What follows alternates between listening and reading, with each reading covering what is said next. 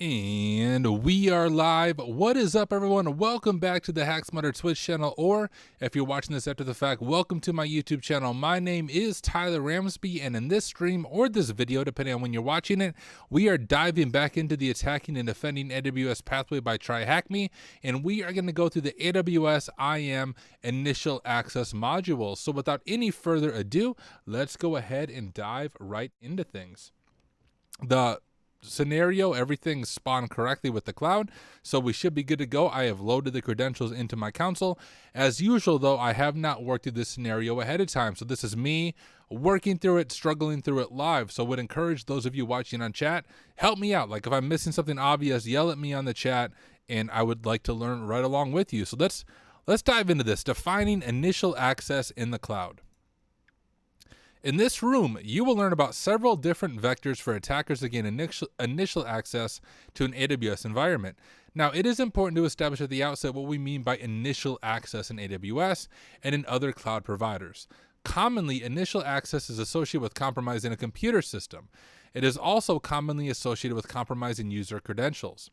In the case of AWS, it is the second association that we are going to examine, namely user credentials.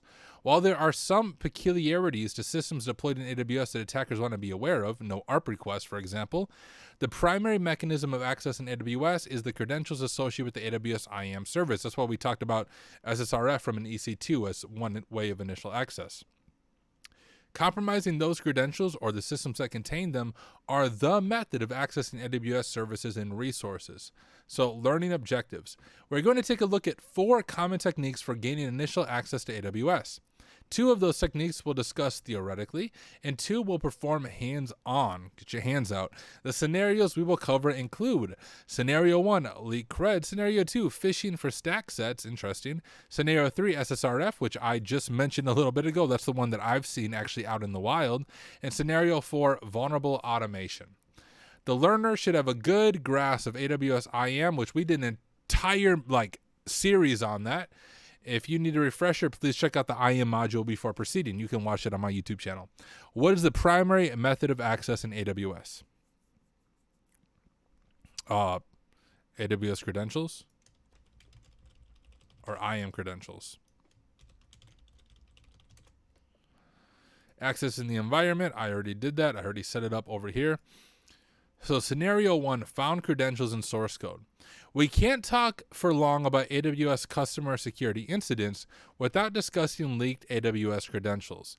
These credentials are leaked in a variety of sources, including on stream, but one common theme you will hear over and over again is Git repositories.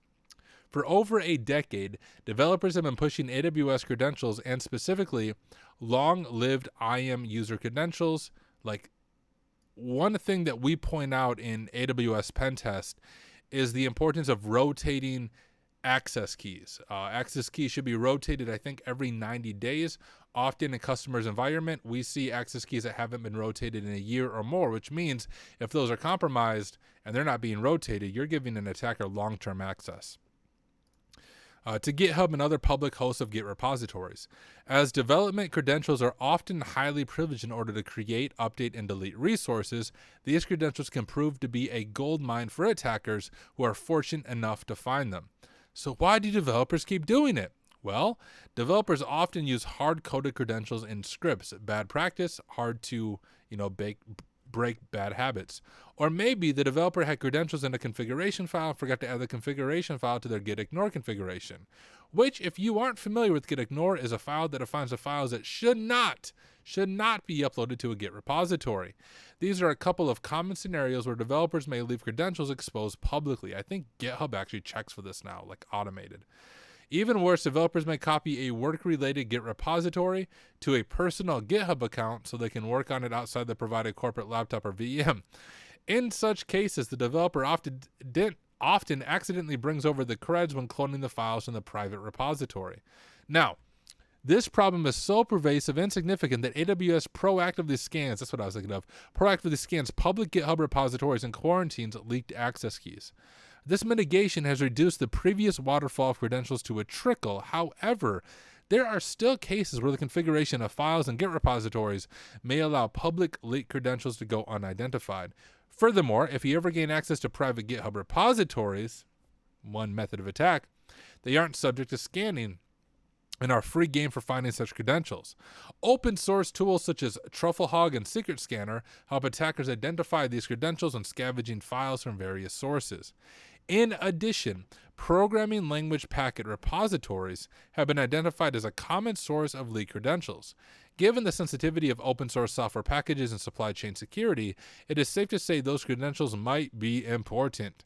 There are certainly other sources beyond GitHub and PyPy where you will find leaked credentials. Credentials may be lurking in many places, we will see in a later scenario. We won't be performing a scenario where we find leaked creds, but leaked creds are something you want to remain cognizant of as you perform AWS security testing. So what files should prevent files from being included when they're uploaded? That'd be .gitignore.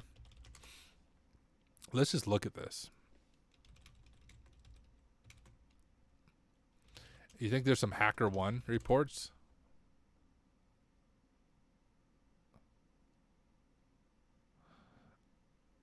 Oh, it's Google API. I actually made a LinkedIn post about Google API keys.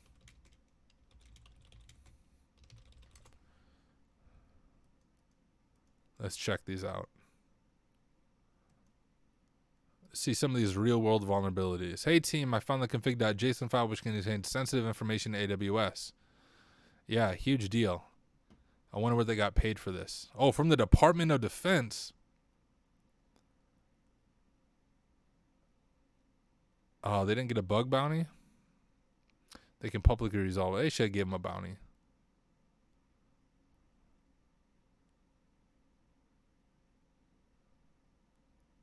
Well, they never resolved that, so you guys can go hack it right now if you want.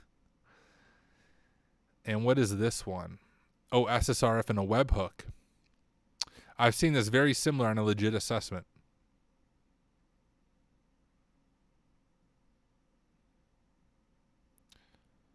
Now work on fixing it. Yeah, why are they lowering the impact rating? Because the response did not fit in the dashboard response, so only part of the key was shown. But we agree. Hold up. Good fine, as you say. Okay. Okay, I can't see what they got paid for these, but hopefully it was something decent. Just showing that it is real world, right?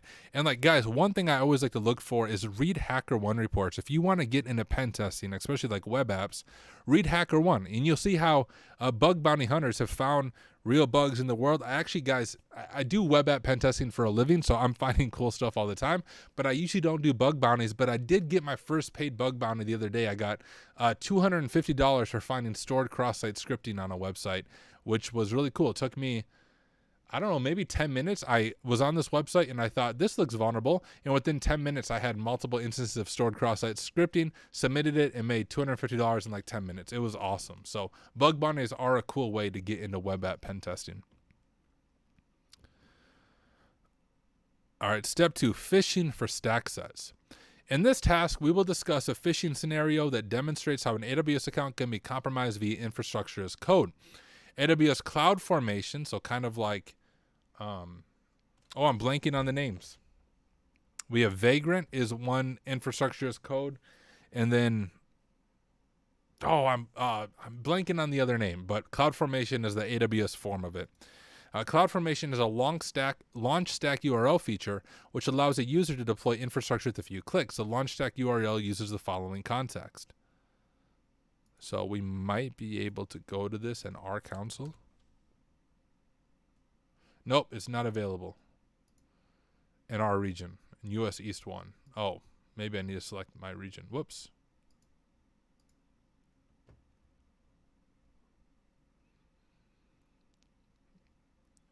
So here's us creating the stack in our AWS console here. It will appear to the user as the corresponding button on a web page. Yo, what up, Thirsty Pooch? Good to have you here. Too Big Two Phil said, however, nowadays Amazon not only notifies you, but also automatically attaches to compromised users the AWS compromised key quarantine policy.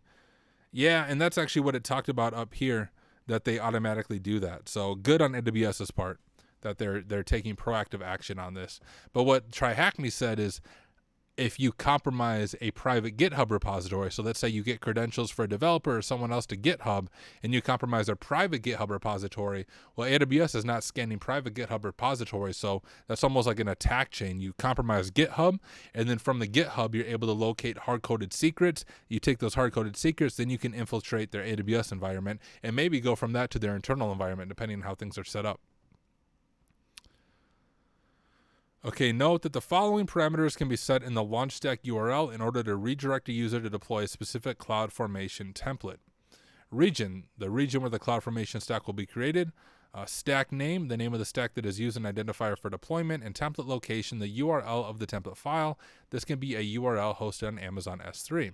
So for example, the launch stack URL called TryHackMe and the US East 1 region with the template hosted on Amazon S3 can look like this. So we have our region right there, we have our stack name right there, and we have our URL right there. So per AWS, anyone who follows that URL is directed to the Create Stack wizard in the AWS CloudFormation console with a specified stack name and template location as shown in the following screenshot. Users can still specify parameters or other stack options. If they are not already authenticated, users are directed to the AWS Management Console sign-in page and then redirected to the AWS CloudFormation Create Stack wizard. In order for a potentially malicious actor to put the launch stack to good use, a phishing email can be carefully crafted in order to prompt a user to click on the link and deploy resources to their AWS account. Unfortunately, there are a few caveats that make it somewhat tricky to successfully execute this attack. One is phishing for Stacksets will only work against someone with the appropriate permissions, right? You need to convince someone with administrator permissions, probably not likely. Two, convincing an administrator to run a Stackset relies heavily on them not understanding what a Stackset is and being willing to run it anyway. Or, might I just point out, a lot of ransomware groups are literally paying employees to go against their organization. So that'd be one way. It wouldn't be phishing. I don't know what you would call that, but paying a privileged employee, maybe a disgruntled employee, right? That's how Jurassic Park happened, to run it anyways. Or it will need to appear sufficiently legitimate to pass the scrutiny of the administrator.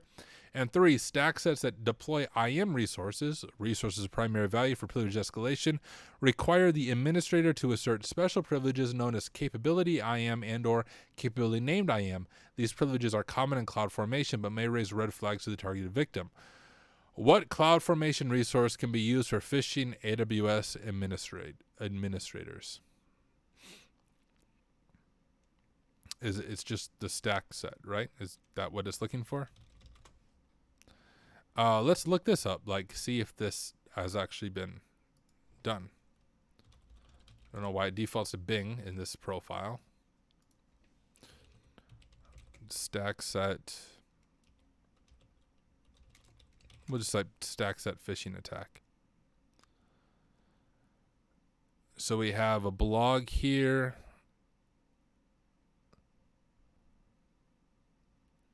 AWS Cloud whaling attack. So probably not super common. Has Rhino done anything about this?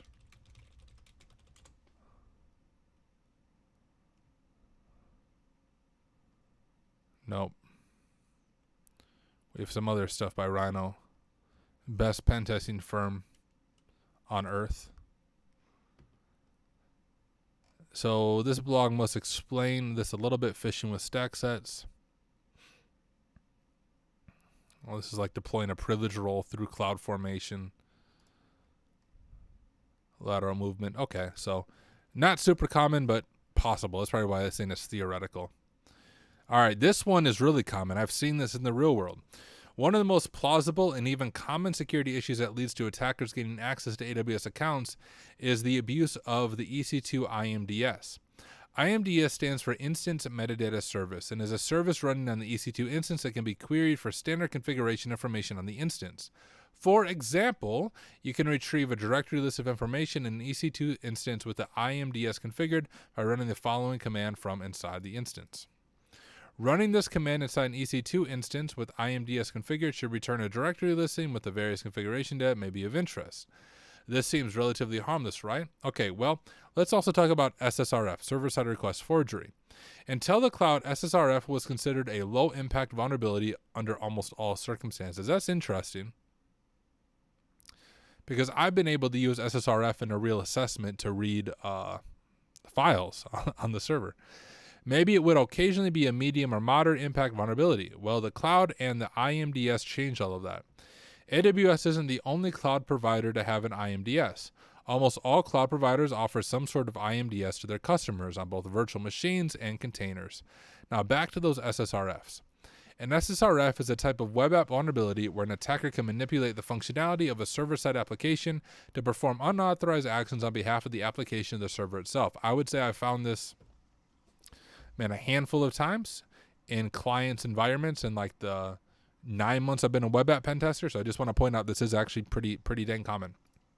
For instance, an attacker can supply or modify a URL or IP address and make a request that seems like it is from the server rather than the attacker. One thing you can do with this with SSRF is you can actually perform a port scan on the victim's internal network in order to do some more enumeration. While this can be handy if you need to proxy your traffic, the implications seem pretty minor, right? Well, in 2019, a breach at Capital One changed the way we look at the IMDS and SSRFs. You should read about that. This is huge, right? If you haven't read about this, look this up, but this is literally what led to this massive security breach. And AWS made some big changes as a result. It turns out if you can make a web request to an EC2 instance with an IMDS configured and have it return the resulting response, you can get some pretty interesting information from it. You'll want to log into the attack box or your associated AWS Cloud Shell to continue. So let's take a look. First, you will need to find the public web server that Adam from Best Cloud Company left out there. He was experimenting with the Python Flask web server and forgot to delete the project. Come on, Adam. All right, first Adam screws up in the garden, and now he screws up with Python. And they both involve snakes. Isn't that interesting? He's not much of a programmer, but it's always important to let people learn. Of course, he shouldn't have left it out on the internet, but at the Best Cloud Company, we expect nothing less. You can find the public IP address by running the following command in your AWS CLI. I am just going to copy this, but let's look at it. AWS CloudFormation describes stacks, and we're passing it this query. We want it a stack that contains that name, right?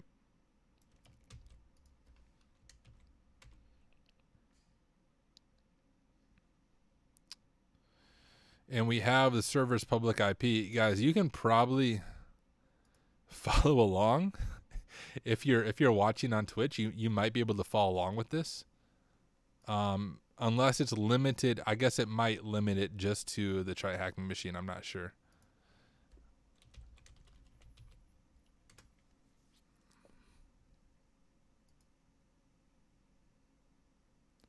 Let's see what it does.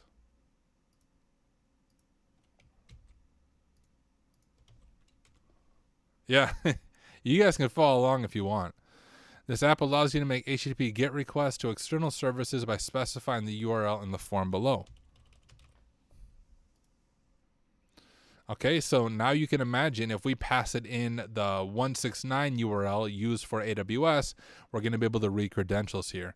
Let's just do this ourselves. So if we look up, I think this is the right website. Nope.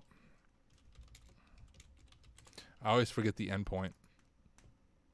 We'll do this ourselves before I even look at it. I'll show you guys how easy this is. So let's go ahead and grab this endpoint. And because we're making this internal request, if we go here, look at that. So now we go here, we want to do latest. And we'll do that, latest, and we want to do metadata, although there's usually some interesting stuff in user data as well. You might find some creds there. And we'll do IAM. And security credentials. All right. And this right here. Boom. We got access key, secret access key, and the token. We just got initial creds. That easily. Olivia said, hi, Olivia. Good to have you here. This command will allow you to retrieve the public IP, blah, blah. Now you get to perform an SSRF, which we just did. This is possible because EC2 instances commonly have what is known as an instance profile. This instance profile is a constantly refreshing AWS role. Blah, blah. Since this concept is somewhat advanced and we are attempting to make a sufficiently simple demonstration, we've created a web server that is intentionally and obviously vulnerable to SSRF. In fact, it takes a URL. There's a very similar CloudGoat scenario that does the same thing. To perform the SSR attack, you can enter the following URL, which we did. Olivia, we are learning about AWS hacking, getting initial access to AWS, which is Amazon Web Services environment for ethical hacking. Hopefully not unethical, but ethical hacking and bug bounty. Next, you'll need to retrieve the actual credentials, which you guys can see I did all of that just rather quickly as we enumerated it, where you place the role name, and we got that. When you submit this, blah, blah. Now you have the credentials. You can use them with the AWS CLI to perform actions on behalf of the EC2 instance. To do this, you need to configure the AWS CLI with these temporary credentials. So let's actually just copy this. We'll go like this. We'll put it here. Okay, and now we're just setting it this way. This is the set AWS session token. They're doing it weird. Let me show you guys an easier way. We pull up our terminal here.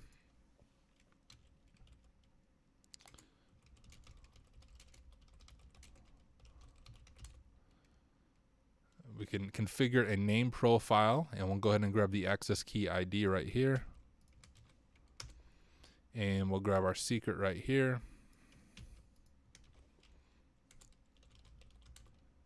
And then we do need to do AWS configure set AWS session token.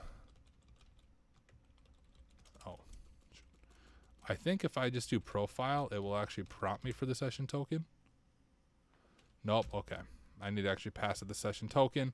So that's this full thing, and it's time limited. So if you're following along yourself and you have access to this environment, if you wait too long, you may have to redo that initial SSRF.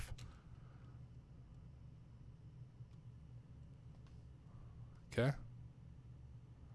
There we go. And now we can do AWS STS get caller identity, pass it our name profile we just set up. And boom, we have initial access using SSRF. We got the creds, and now we have initial access to the AWS environment. Remember that this is a demonstration, and real-world SSRF attacks might not be as straightforward.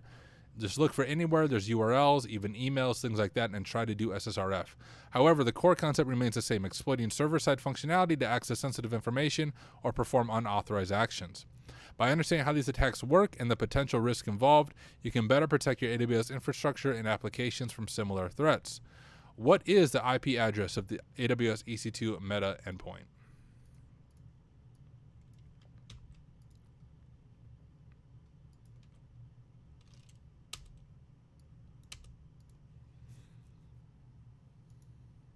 Oh, the endpoint, my bad. I was thinking of the EC2 that they want me to access.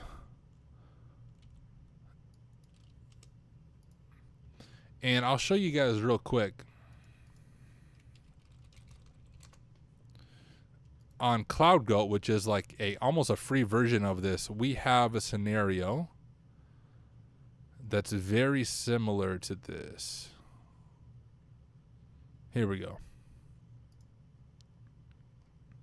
I have a video on YouTube walking through this. I'll just drop this in the chat if anyone wants to attempt this on your own. You can see it's actually, we actually go through Lambda functions and do kind of the things we've been covering here, but it's free and you can do it in your own environment and it won't cost you anything as long as you don't leave it running forever. And you can get practice doing this yourself if you don't have access to the TryHackMe pathway. All right, what is an IAM role that is automatically loaded on an EC2? What is an IAM role called? That would just be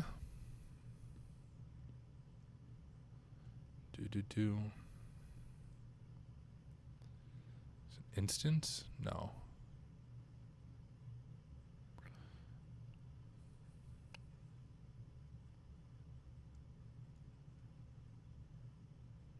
Something simple, and I'm just blanking on the name of it.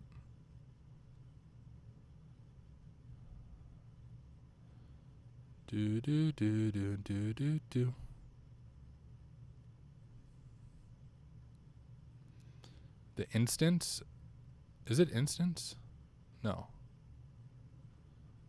This is instance profile. Okay, I knew it was something like that. I bet it's instance profile. What are the first 4 words in the name of the assumed role you retrieve the permissions for the AWS role?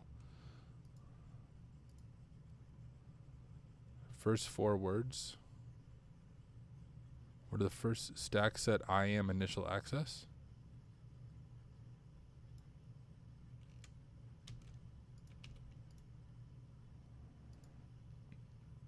Okay.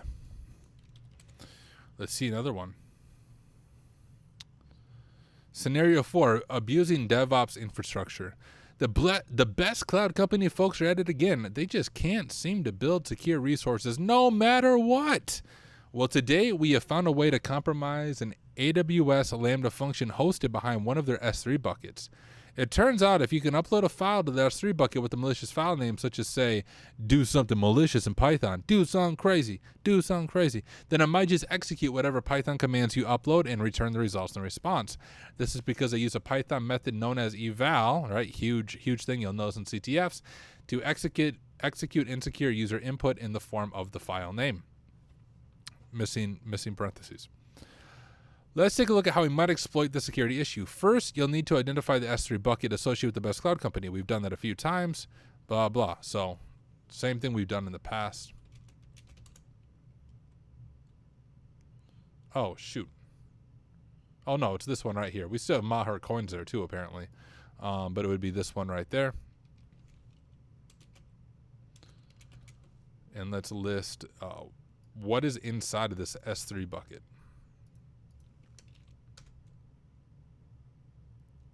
Nothing?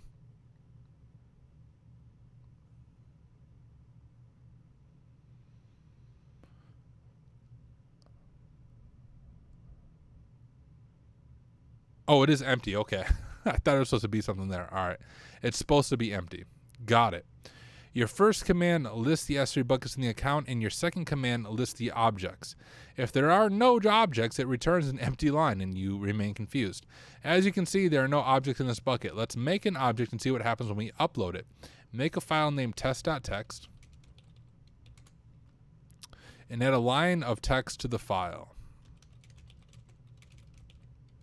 Actually, let's say, subscribe to me on YouTube.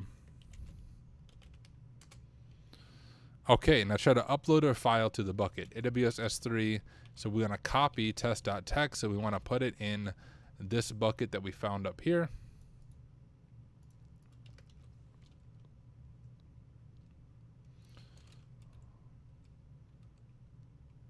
Is it there now? Oh, and it created a log with that. All right. Now, when you request a bucket, you should see your file. But what is that? There's another file in our bucket. Is it possible the S3 bucket upload triggered something that happened in the background? And there's another file because of it? Yes. Yes, it turns out that AWS supports standard integrations between services such as S3 and good old Lambda. S3 uploads can be used to trigger, as an event, trigger code to run in AWS Lambda. In this case, code that uploads a new log file with the same name. Ours does not have the same name. Is it supposed to?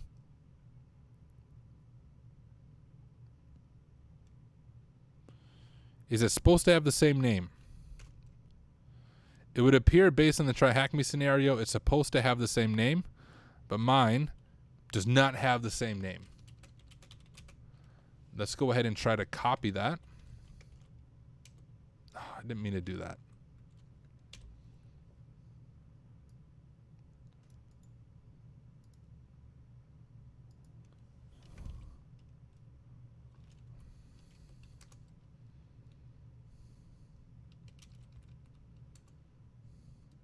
The original template name was text.txt.log.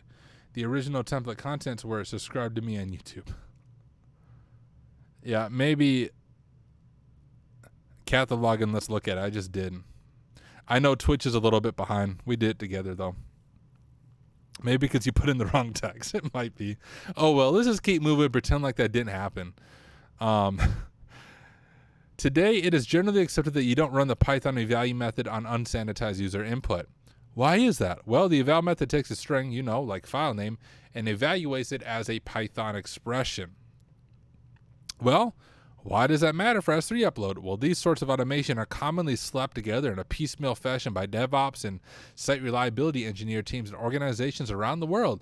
They're just looking to reduce the engineering toil of repetitive tasks, such as a continuous integration, continuous delivery. However, individuals in these roles may have a limited development background and who may be unfamiliar with secure coding practices. In this case, best cloud company's Python Lambda function is vulnerable to command injection. How? How, may you ask? Well, the function is evaluating the file name from your upload before returning the newly created file as .log. This means that you can run code inside the Lambda function. While AWS Lambda doesn't utilize an IMDS, there is a Lambda request context. This is another thing that I have seen on a real assessment, which is the information related to the execution environment where the serverless function runs in AWS. Similar to EC2 instance profile, you can also provision a Lambda execution role. This execution role gives the Lambda function permissions in AWS against AWS services based on the permissions provisioned in the role. Sometimes these permissions may use least privilege and not be very useful to use an attacker, but often these are a jackpot of excessive permissions. Now, how are we going to get the creds, you might ask? Well, we can retrieve the creds using a little Python script I provided below. Okay, let's look at this Python script. We have upload.py. We're saying, hey, we want you to shebang it in Python 3. We're importing Boto 3, which is the software development kit for working with AWS. We're importing time. The first thing we're going to do is request a user profile. So we're setting a profile parameter. Input, please enter your current AWS profile. So this is taking user input. And if the profile is none, it's just going to do it with what is already saved in there. Else, do it with default, blah, blah. Use bucket name. Session client STS, get caller identity, that's the who am I, and we're pulling out the account from that. Real bucket name, so we're taking the bucket name plus -2 because that's what this is. This is my account ID and it's adding a -2 onto it. And then file name, we're passing it the OS environment here and setting up a dictionary with that to get the OS environment. Create object that represents S3 resource access. So S3 resource variable, session.resource S3, and my bucket parameter S3 resource bucket real bucket name. Upload empty files with malicious file names to the S3 bucket. So here's this key file name body. This is a test file, and then we want to sleep for 5 seconds. Retrieve the file in the S3 bucket. Note the files ending in .log are the return files from the automation. Retrieve the files in your S3 bucket for object in my bucket. Objects all.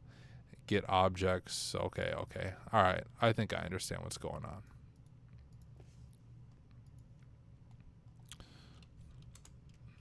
Nano hacksmarter.py.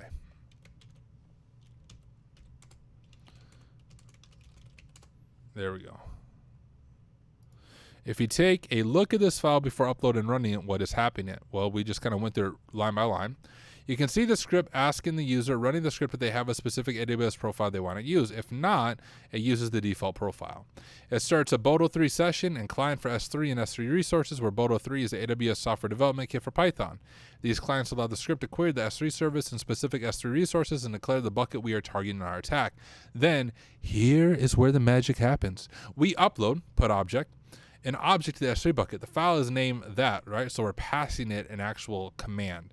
That would be executed when Python evaluates it, which just happens to be how you return the environmental variables in a given Lambda environment. We kind of did something similar in the Lambda challenge scenario, exfiltrate data or whatever, using the OS Python module. In this case, the Lambda function has already imported the OS module, so it isn't necessary. But even if it weren't already imported, we could just import it, right? Just passing our command injection there should get the job done, as OS is part of the Python standard library. Now you can run the script.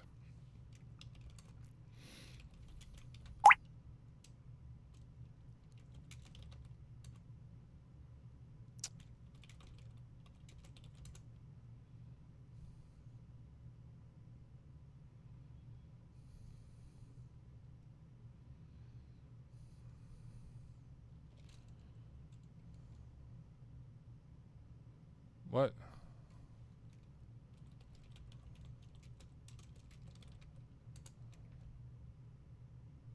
Okay. Your script's broken, homie. I'm going to do it manually, I think. Once you have ran the script, you should see your file name and a timestamp file name printed to the console. You now want to download that timestamp URL log file. And there you have it, your very own Lambda XE. Okay. I think we can just do this manually.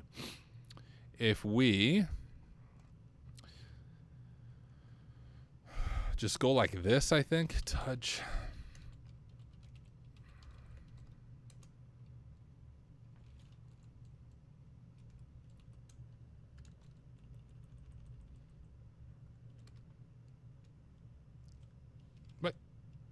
What do you mean? Syntax error near unexpected token. Did I not escape it properly? I always get my slashes confused. There we go. Okay.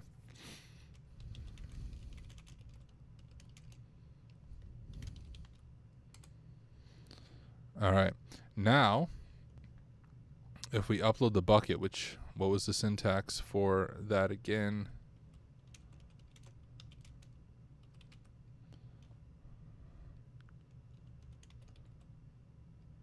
What was the bucket name?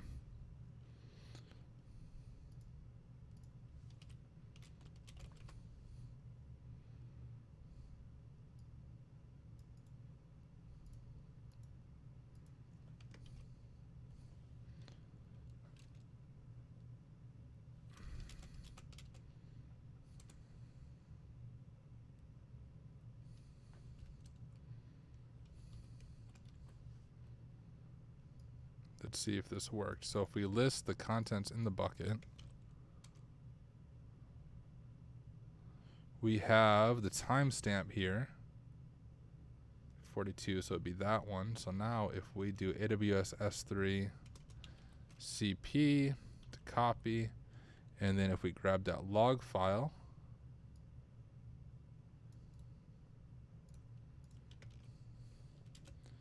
save it here.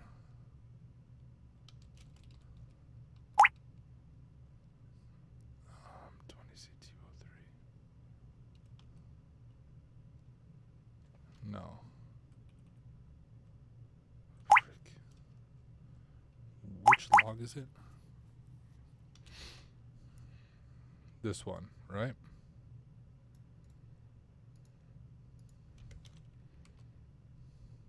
Hey! I couldn't get the Python script to work, but guys, this is the importance of reading the script and understanding what it's doing, right? We didn't just say, oh, script doesn't work, we quit. We knew what the script was doing, so we can manually exploit it. You can see right here we have our access key, our secret access key, and we have our session token here. Where's our regular access key? Session token, region, access key. Where's the... Oh, I'm sure I'm just missing it. What's the question anyways? Well, okay, what are we doing there? Too Phil said, a question, is this your first stream going to the AWS stuff? I don't know what you mean by my first stream. I've done like 17 of these streams. But my first stream probably in the past week, yes. But I've been doing these like all month because I only have access to this for 1 month, and I wanted to get this entire pathway streamed here.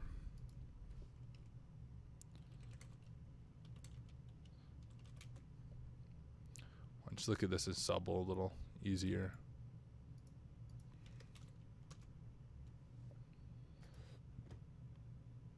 Okay. We have our access key here. We have our session token here. We're still missing something though. There you have it. Your very own Lambda execution role. Can you figure out how? Yes. Well, the simple example would be uncommon, the complexity of a serverless application. Okay, I mean, it all makes sense to me what's going on here. At this point, Many attackers want to put some sort of implant or get some sort of shell on the Lambda function, but a Lambda function only lasts 15 minutes, whereas the role credentials you retrieve may last much longer, and depending on configuration, may be able to be refreshed.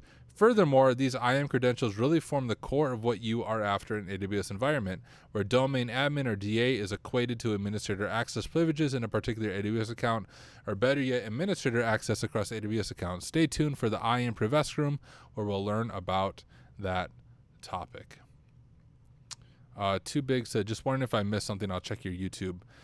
So yeah, it's very, I actually just did a room before this one on stream about 2 hours ago, and you'll see that come out on YouTube probably tomorrow when I upload it. So YouTube is a little bit behind the stream, but you'll be able to catch it on YouTube. The full series will be on there within the next week as I finish uploading all these different videos.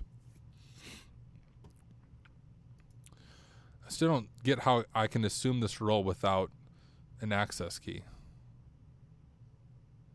We have the secret. What's the regular access key? Oh, right here. Okay, I'm just blind. All right, that's the issue. So here is our access key. So if we go back to our terminal, and do we have AWS here? Yeah, here's AWS. Okay, so if we do CD that, and we can do subable credentials. All right, so now we can set up a name profile manually, right? So if we do, I don't know, we'll call this Hack Smarter, then we'll pass it the AWS access key ID of the Lambda function we found, and the AWS secret access key of the function we found, and we also need to pass it the AWS session token. So let's go ahead and do that. If we grab that from here, there's our access key, and our secret was right here.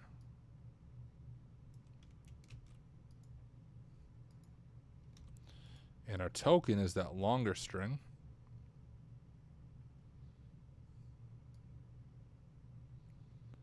This whole thing right here. No, I don't want to create an event with my session token, you silly Outlook. What is a YouTube channel? Let me drop it in the link real quick.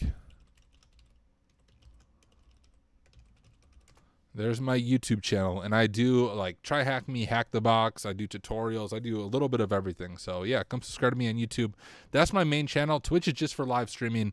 You can't even find my content here on Twitch because I play music in my 5-minute countdown, and Twitch doesn't like that. So all of my content can be found on my YouTube channel. When I'm done streaming on Twitch, I just upload it to YouTube. That's my main repository. Oh, shoot. There we go. Save, and now if we go back to our terminal,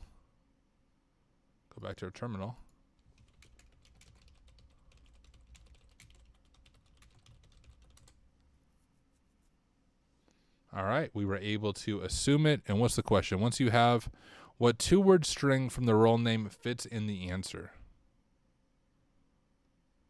Simple Lambda role? What? What do you mean? No, I know how to do it. I don't get what you're asking for. What 2-word string from the role name fits in the answer? Okay. That's a bad question, I think.